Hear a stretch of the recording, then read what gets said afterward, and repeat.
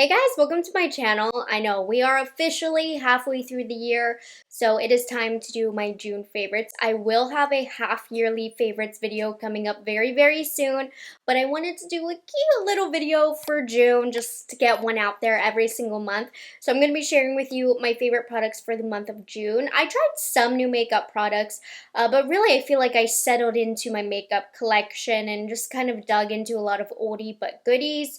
I did a lot of simple makeup this month. It's been a hot one these last couple of weeks, and I feel like my lighter makeup has reflected that. So let's go ahead and get right into it. I'm going to start off with foundations. I have two that I've been loving at two very different price points. So we'll start off with the affordable one. I have been loving the e.l.f. Soft Glam Satin Foundation. This is a beautiful foundation from the drugstore. I would say this is probably my favorite e.l.f. foundation, and it's one of their cheapest. It's only $8. I love a satin finish foundation. For reference, I do have dry skin, but I like a satin foundation because sometimes really glowy foundations can emphasize dryness, or they just look really sweaty because I am a sweaty person despite my dry skin. This is the perfect, smooths out the skin because I do have some texture. It's not amazing on longevity. That is the one flaw, but I can give that up for $8. I think it does just enough for a good day of wear. But if I'm doing something heavy duty for a long time, I'm not going to go for this foundation. But for the price, this is so incredible. It's smoothing. It's a satin foundation, and it does everything a satin foundation does.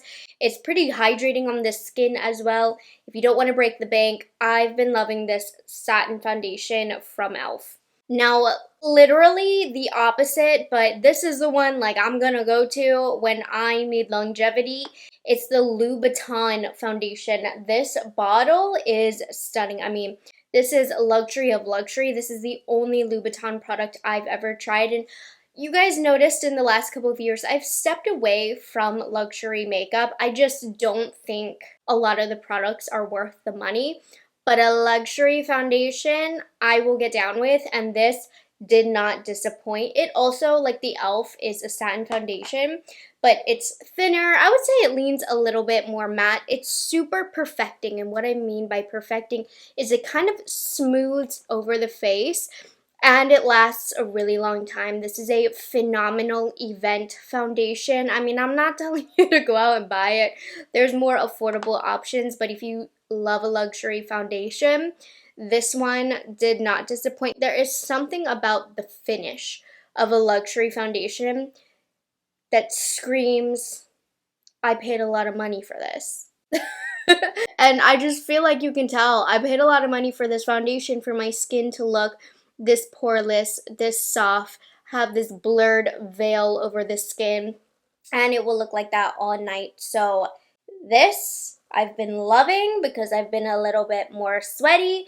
So on days that I know I've wanted my makeup to look nice and I need it to stay looking nice, I felt happy that I've been able to get a little bit more of my money's worth out of this baby. And I'll have shades and everything linked in the description box if you want to check that out. Next up, I have a powder bronzer, and it's another situation of it is a ridiculous price, but it's ridiculously good in quality. I'm not saying that you need it because it's like $60, but I have it, so I have not been able to put down the YSL All Hours Hyper Bronze. Silky is all I can say. They also have a very nice fair shade that I think is going to look beautiful for people with a very fair complexion that you find a lot of bronzers look too orange. Their 01 shade, wow. I use the shade 02. I prefer a lighter tone and shade and depth in bronzers nowadays, so 02 is perfect for me. It's not too warm, and it just like skates across the face. It doesn't leave any brush marks. You know how sometimes a bronzer can give off too much pigment and you will see like the circle from the brush mark. This is so smooth and silky that just doesn't happen. It pretty much applies itself. When we're speaking luxury makeup, that's what I want, and this gives me that application by itself. Same thing with the Louboutin. Applies itself. You just go like that and it is already spread out. You get very minimal fallout with this. It's feather light feeling. I don't like a powder bronzer that's like too creamy, too heavy, too pigmented. This is what I want. So it's very expensive. It's not a must-have, of course. You can get a lot of great bronzers at a much more affordable price point. But for my fellow luxury makeup lovers, moving into blush, I have one cream and one powder option here. I would be a liar if I didn't tell you how much I am loving the new Rhode. They call them pocket blushes, and you guys were right. This packaging, it's so chunky.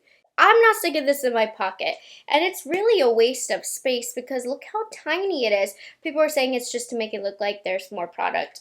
Anyways, packaging aside, I love the colors of this line, and I love the quality of this.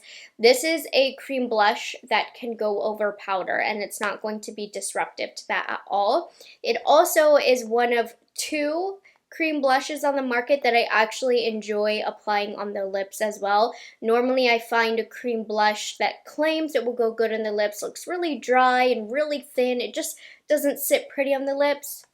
The Rhode really does. This and the Rem Beauty, they both are beautiful on both cheeks and lips. So you truly can get a monochromatic look with this pocket blush here. My favorite shade, everybody's loving, let me show you, Piggy, which I didn't pull Piggy because it's that really popular bluish blush, but this is not too blue, so it's not too unflattering on my skin tone. I find that those blue, purpley, pinky blushes can be a little bit unflattering on my skin tone, not that one.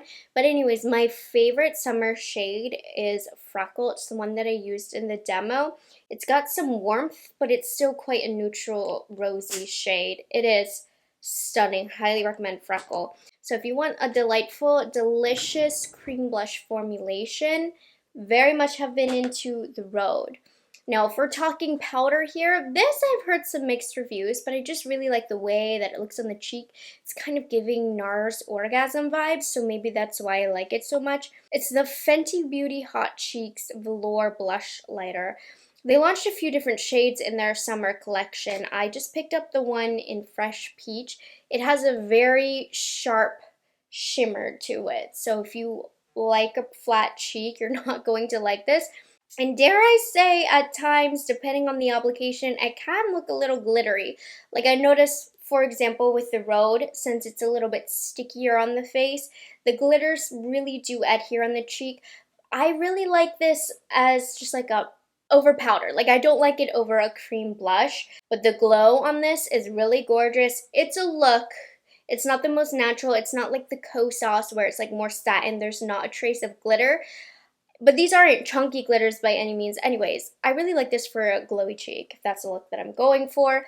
I feel very sad that this is from a limited edition collection. I personally very much enjoy this formula. It's quite metallic, so prep accordingly. Sometimes, you know, I might feel like I need a matte powder blush to go underneath and then to layer this on top.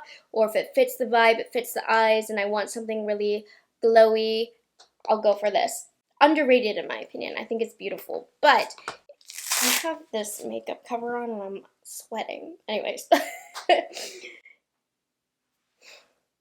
I lost my train of thought. Anyways, if you don't like any traces of glitter, don't get that. But I don't mind glitter, but still I'm mindful. I'm not bothered by it. They're not junky or anything. Next up, let's go into eyes. So many videos, you've probably noticed me wearing a super simple glimmery gold lid, and if you're a regular on my channel, you probably know what's already on my eyes. I've been loving the Natasha Denona Golden Palette. Now, it comes with its pros and cons, but generally speaking, for the type of eye makeup that I've been wearing, this has been perfect for, I would say, a two-and-done eyeshadow look.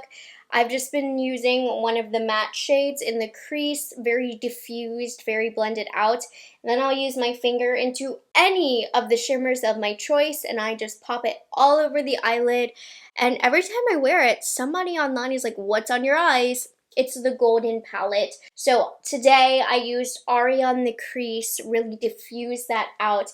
And I used my finger with Kava. Kava and Fizzy are probably my two favorite shades. They're the glittery shades, of course.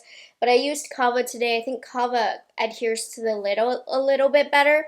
And it just gives a really subtle, pretty sparkly look. Like, I didn't put too much effort into my eye, but it looks like I put more effort than I did.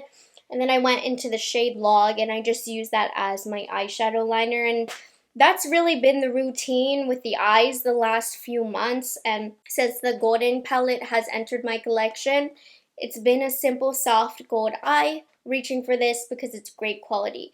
The con of this palette is you're not going to get a lot of variety in looks with this palette. You're going to get a gold look with this palette, and not much versatility in that way. But if you like a simple gold eye, I think you'll really enjoy this palette. So I don't think it's everybody's cup of tea. You can only do so many tutorials. Like, go ahead, go on the YouTube search and look for the Natasha Denona Golden tutorials. Not much variety out there for what you get, but it's beautiful and it's practical. Lips, I have a couple of products. The first is lip liners. Did not expect that when these entered my collection, they would truly become a favorite. These are the Glossier lip lines. They very kindly gifted me the entire line. The shades are based off of lip colors, nippy colors, human colors. And I feel like none of these match mine, but that might be TMI for you. Anyways, these are really beautiful natural colors. Now, what I think is interesting about these is that they don't give a super defined look. There's something that's diffused about it when applied to the lips. I just feel like I have lip liners that give a really defined edge. These are more on the blur side, which makes it look a little bit more natural. Very creamy application, and my favorite thing, these set down, they last such a long time. These are such a long-wearing lip liner. Like, on the contrary, lately, if you've been looking at my description box, I don't know if anybody pays that close attention. I've been using, because they're in my speed reviews drawers right now, the e.l.f. Cream Glide lip liners. I love the application of these, but they do not last. The Glossier, these set down and these last, but they're still going to give you that creamy application. And again, it has that weird soft blurred edge that it gives, but so pretty. My number one most used shade, which I put on in the demo, is Buff. It's just that classic kind of contoury, brownish, cool toned, but not too cool toned lip liner. So I've been loving these, and that blurred effect is really great if you don't need a ton of definition. So if you do more simple natural makeup looks, I think you'll really like these lip liners. And then for the lips, I'm definitely just going for this mostly for the scent, but hey, who cares? Summer Fridays relaunched their Lip Butter Balm and Iced Coffee. It doesn't give off too much color, but it gives just enough. Like you saw in the demo, I had some foundation lips. This covered up the foundation to give life back into my face. But more than anything, the scent of this is like a extra caramely vanilla latte, and I'm a coffee lover. The smell of this is so delicious. It really is an amazing experience applying this. And then, you know, a redemption for this formula that I didn't like at first, but now I love it. It's deeply hydrating, lasts a long time, has a beautiful glow.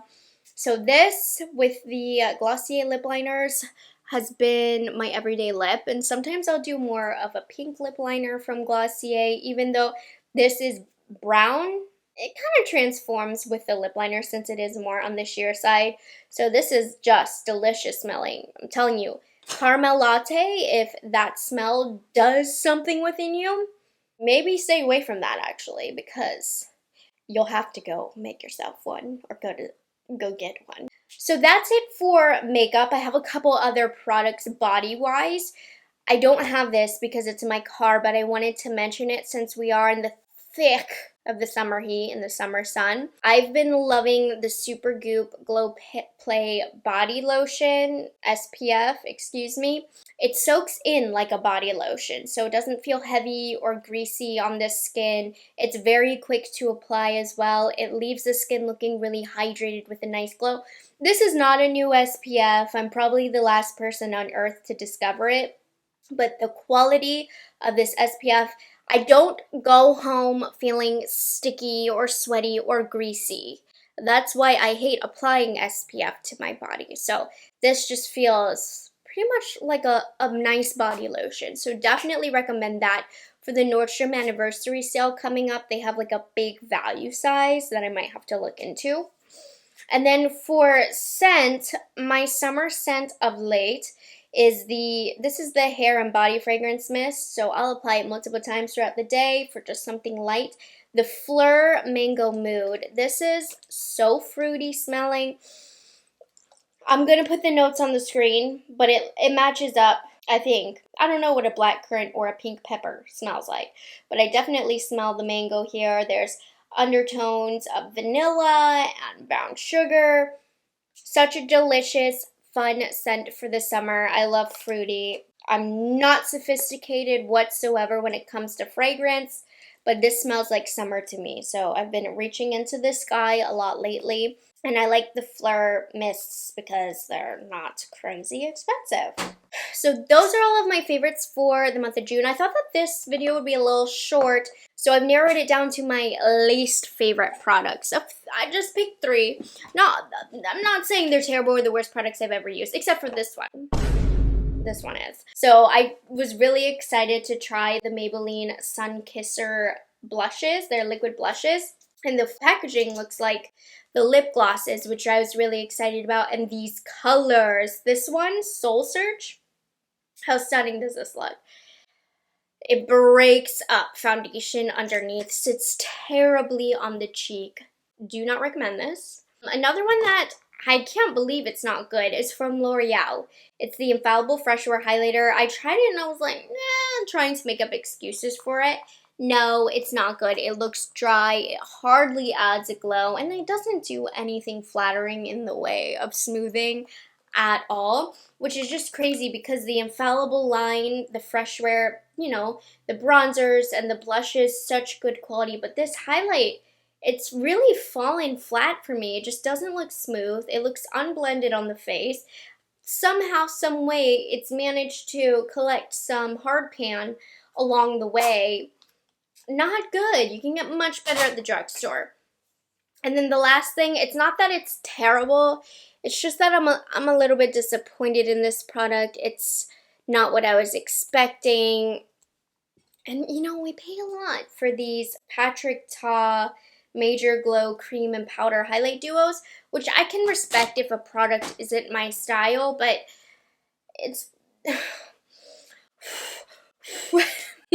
No, it's not that serious. A couple of mine came broken. They were so kind, they replaced it, so not an issue with that. But they are really soft, so purchase in store if you're interested. But I don't love the way that the highlight looks on my skin. I feel like it doesn't really add a glow. And then, for example, look at Sugar.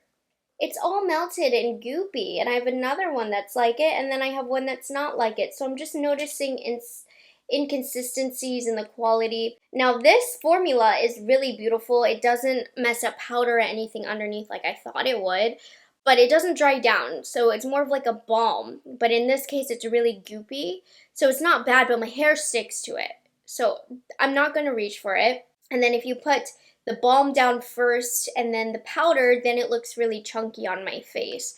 So yeah, across the board, this unfortunately didn't work out for me. I love the blush duos, so that's why I was so excited for that product, which makes it hurt that much more, if that makes sense. I'm just disappointed. But anyways, those are my faves and fails for the month of June. I hope you guys enjoyed it. Make sure you like this video and subscribe to my channel.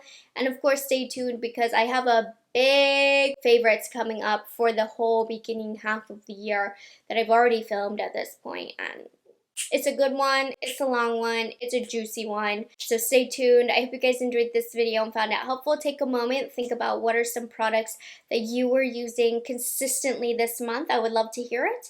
And yeah, so comment that down below, and I'll catch you guys in the next one. Bye guys, have a good one.